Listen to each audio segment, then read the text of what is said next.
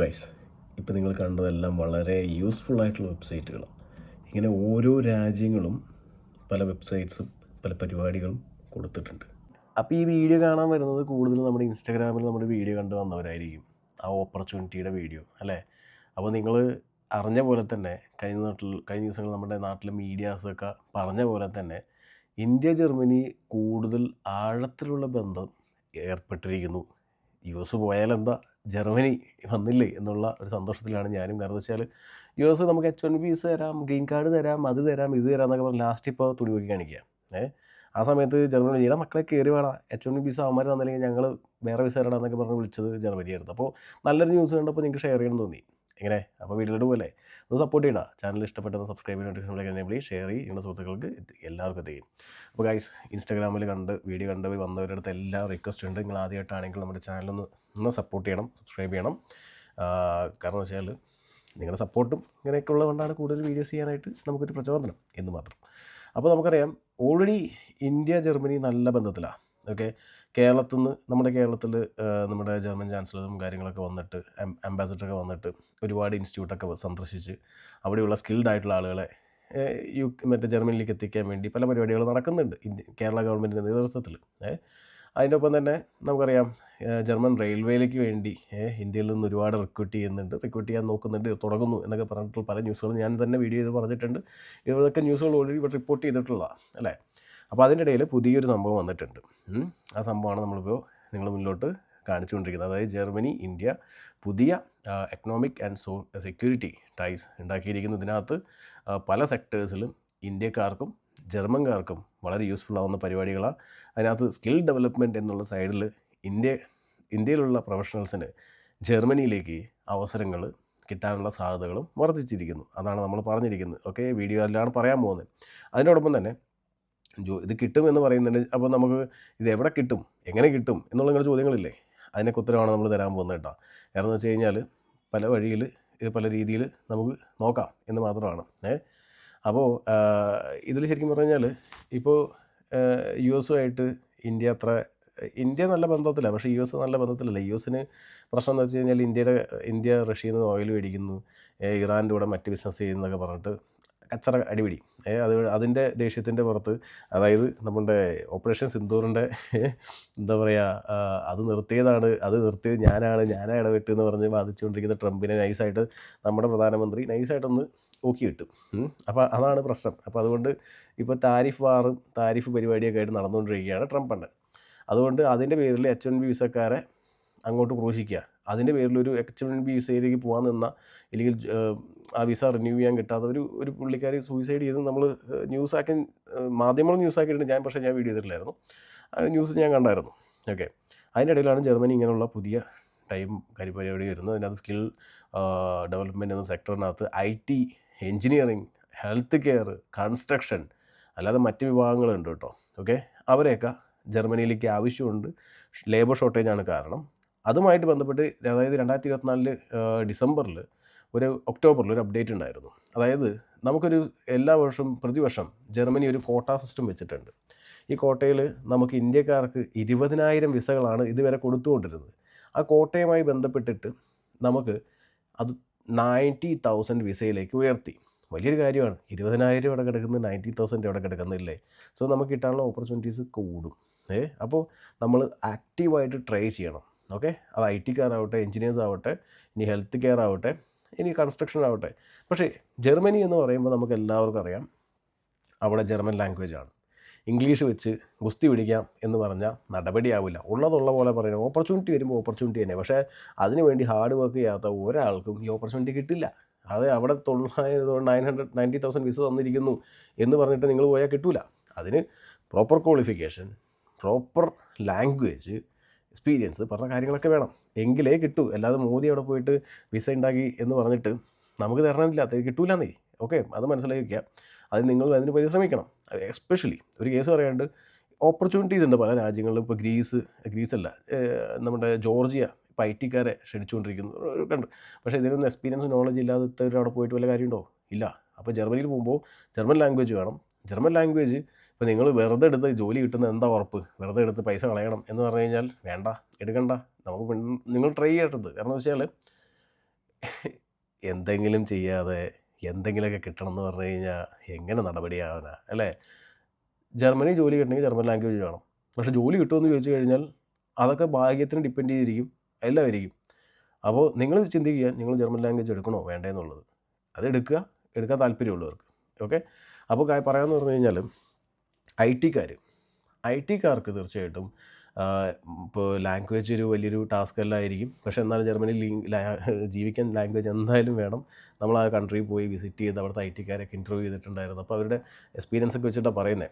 Language നിർബന്ധമാണ് നിങ്ങൾക്ക്. പക്ഷേ ജോലി കിട്ടാൻ ലാംഗ്വേജിൻ്റെ ആവശ്യമില്ല, നിങ്ങൾക്ക് ട്രൈ ചെയ്യാം. അതിനുള്ള വെബ്സൈറ്റ്സ് ഒക്കെ ഞാൻ പറഞ്ഞുതരാം. ഓക്കെ. മറ്റെല്ലാ മേഖലക്കാരും ലാംഗ്വേജ് എടുത്തേ പറ്റൂ വേണമെങ്കിൽ. ഓക്കെ. ഇനി നമുക്ക് ഇത് എവിടെ തപ്പും എങ്ങനെ തപ്പും എന്നല്ലേ. ജർമ്മനി തന്നെ വളരെ സ്പെഷ്യലൈസ്ഡ് വെബ്സൈറ്റ്സുകൾ ഉണ്ടാക്കിയിട്ടുണ്ട്. ഓക്കെ.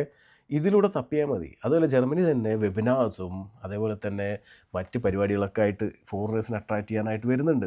പിന്നെ നമ്മുടെ കേരള ഗവൺമെൻറ് ഒഡാപെക്ക് ത്രൂ തന്നെ ജർമ്മനിയിലേക്ക് ഒരുപാട് ഹെൽത്ത് കെയർ വർക്കേഴ്സിനെ കൊണ്ടുപോകുന്നുണ്ട്. അതൊക്കെ ഇടയ്ക്കിടയ്ക്ക് ഒഡാപെക്ക് ഗവൺമെൻറ് വെബ്സൈറ്റിൽ പോയി കഴിഞ്ഞാൽ കിട്ടും. ഇതാണോ ഗവൺമെൻറ് വെബ്സൈറ്റ്, ഇതിനകത്ത് പോയി കഴിഞ്ഞാൽ കിട്ടും. ഓക്കെ. ഇനി മറ്റു വെബ്സൈറ്റ് അറിയണ്ടേ? മുമ്പ് സബ്സ്ക്രൈബ് ചെയ്യാത്തവർക്ക് സബ്സ്ക്രൈബ് ചെയ്യണം കേട്ടോ ഗൈസ്. ഇപ്പോൾ നിങ്ങൾ കണ്ടതെല്ലാം വളരെ യൂസ്ഫുൾ ആയിട്ടുള്ള വെബ്സൈറ്റുകളാണ്. ഇങ്ങനെ ഓരോ രാജ്യങ്ങളും പല വെബ്സൈറ്റ്സും പല പരിപാടികളും കൊടുത്തിട്ടുണ്ട്. ഓക്കെ. അപ്പോൾ നമ്മളിപ്പോൾ നമ്മുടെ 1-to-1 കൺസൾട്ടേഷനിൽ യൂറോപ്പിനെ കുറിച്ചുള്ള ഓപ്പർച്യൂണിറ്റീസിനെ കുറിച്ച് അറിയാൻ വേണ്ടി വിളിക്കുന്നവർക്കെല്ലാം നമ്മൾ ഇങ്ങനെയുള്ള ഇൻഫർമേഷൻസ് അവർക്ക് കൊടുക്കാറുണ്ട്. ഓക്കെ. അത് എല്ലാവർക്കും യൂസ്ഫുൾ ആവണമെന്നില്ല കേട്ടോ. ഇപ്പോൾ നമ്മുടെ നാട്ടിൽ ഒരു BCom കഴിഞ്ഞ് നോക്കി വരുന്നവർ യൂറോപ്പിലേക്ക് നോക്കണമെന്ന് പറഞ്ഞു കഴിഞ്ഞാൽ നമുക്ക് ഈ വെബ്സൈറ്റ്സിലൊന്നും റെക്കമെൻഡ് ചെയ്യാൻ പറ്റില്ല. കൂടുതലും ഈ പറഞ്ഞ യൂറോപ്യൻ കൺട്രീസ് നോക്കുന്നത് IT, എൻജിനീയറിങ്, ഹെൽത്ത് കെയർ, പിന്നെ കൺസ്ട്രക്ഷൻ, പിന്നെ ചില സ്ഥലങ്ങളിലെല്ലാം വെൽഡിങ്, അങ്ങനെയുള്ള കുറേ ജോബുകൾ കൊടുക്കുന്നുണ്ട്.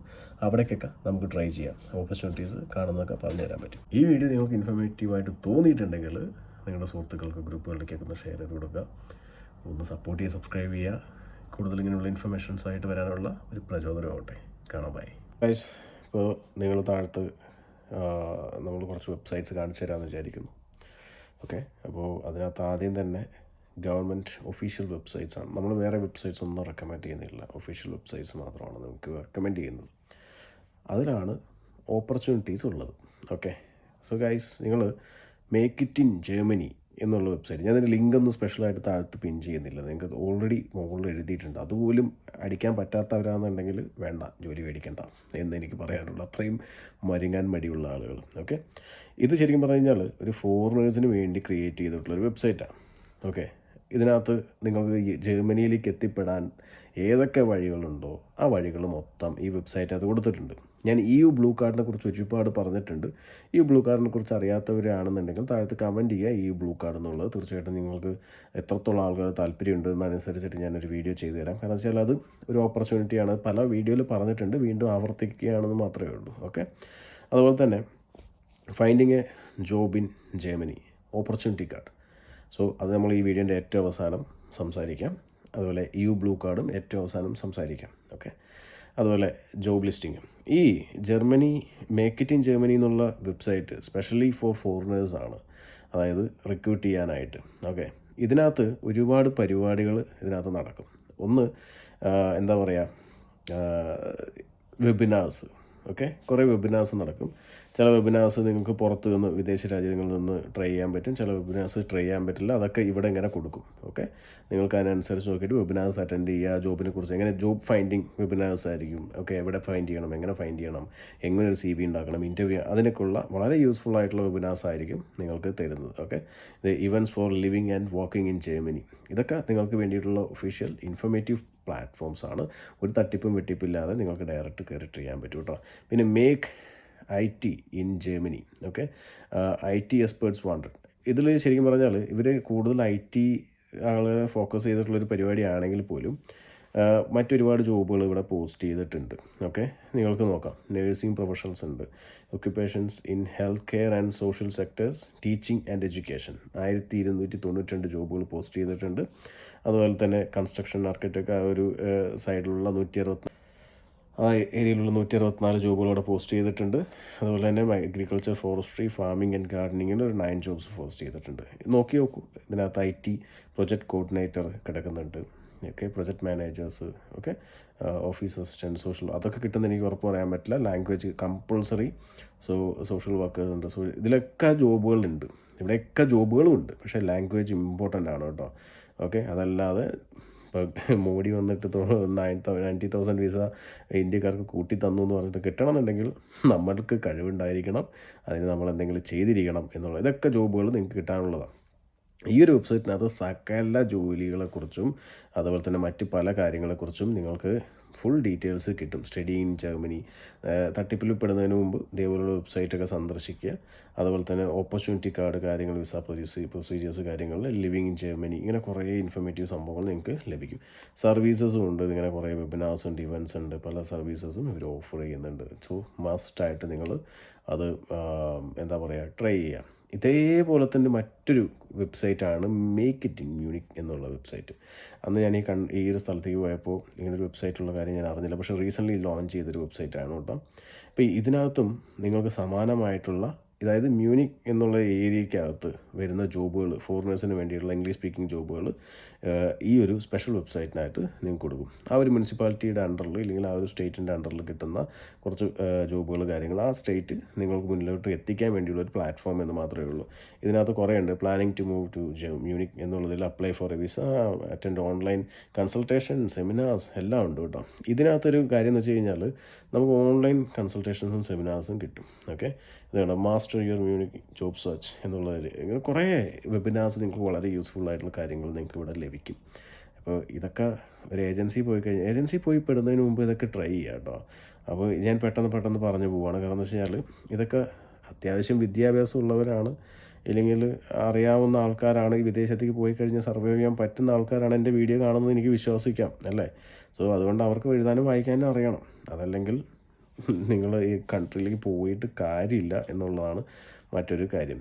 പിന്നെ ഇംഗ്ലീഷ് സ്പീക്കിംഗ് ജോബ്സിന് ഒരു ലോക്കൽ വെബ്സൈറ്റാണ്. ഓക്കെ, ബട്ട് നിങ്ങൾക്ക് റെഫർ ചെയ്ത് ഒരു എന്താ പറയുക, ഉറപ്പ് വരുത്തി, തട്ടിപ്പില്ല എന്നൊക്കെ ഉറപ്പ് വരുത്തി നിങ്ങൾക്ക് വേണമെങ്കിൽ ട്രൈ ചെയ്യാൻ പറ്റുന്നൊരു വെബ്സൈറ്റാണ്. അതിനകത്തേക്ക് കുറേയധികം ബെർലിൻ ഒക്കെ അടിക്കുമ്പോൾ ഇത്ര ജോബുകൾ, സിറ്റി വൈസുള്ള ജോബുകൾ കാര്യങ്ങൾ ഇങ്ങനെ വരും. നിങ്ങൾക്ക് അപ്ലൈ ചെയ്യാം.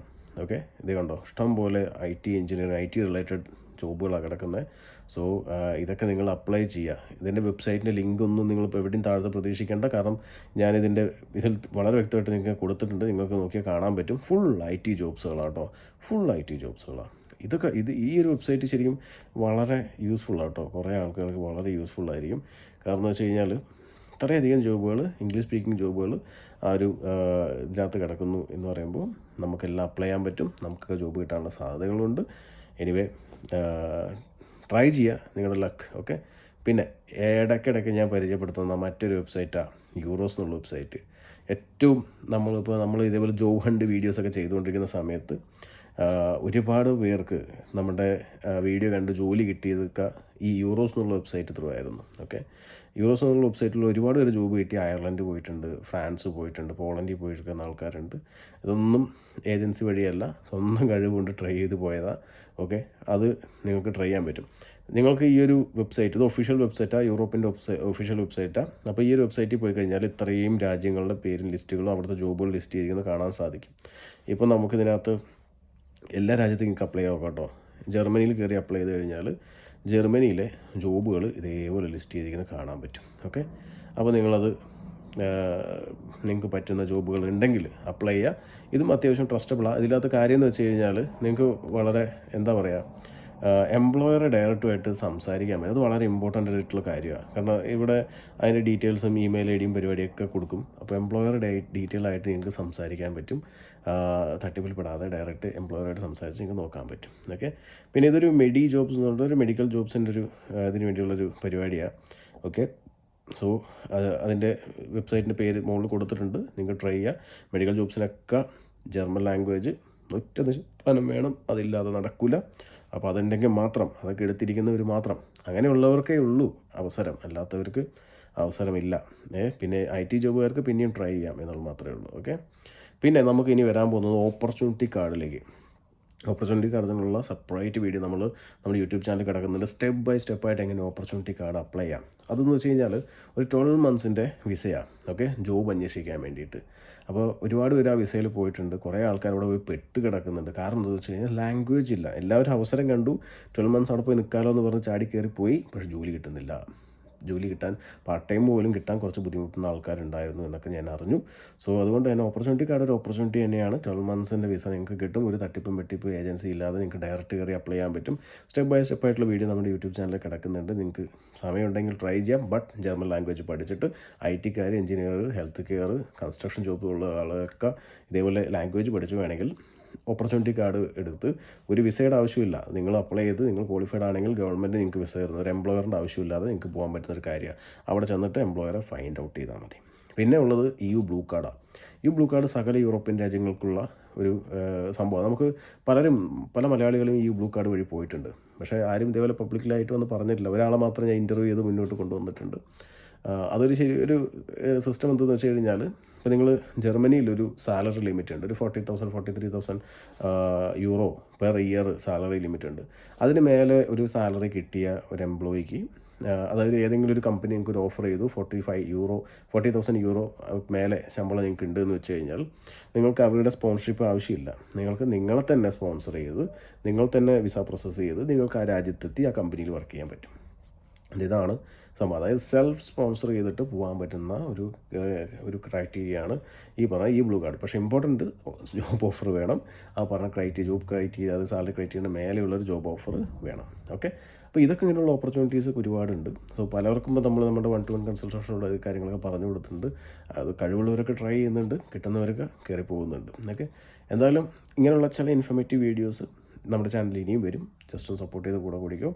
കാണാം. ബൈ.